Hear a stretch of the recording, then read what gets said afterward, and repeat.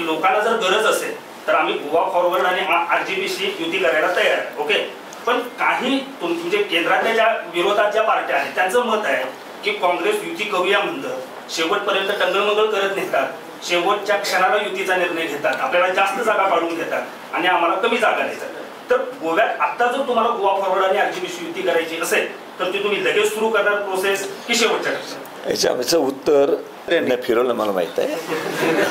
नाही मी काय बोललो ते सांगतो. ते मला तेच पाहिजे, तू जे बोललास त्यांनी सांगितलं तेच पाहिजे.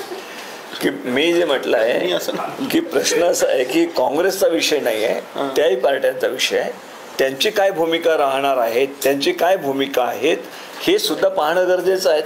प्रश्न असा आहे, मी आताच सांगितलं, पाटकरांनी सांगितलं असं मला जरी त्यांनी तोंडामध्ये घातलं असेल ते तरी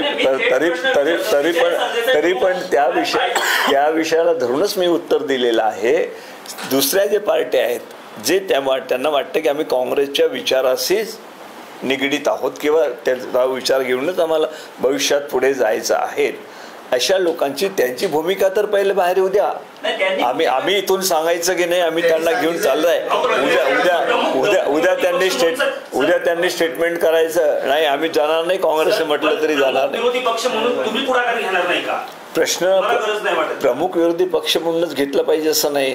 जे इतर पक्ष असतात त्यांच्या सुद्धा भूमिका असतात, त्यांच्या भूमिका काय ते स्पष्ट व्हायला पाहिजे ना. विजय सरदेसाईंची तर भूमिका स्पष्ट आहे, ते म्हणतात की मी तुमच्याजवळ बोललेत का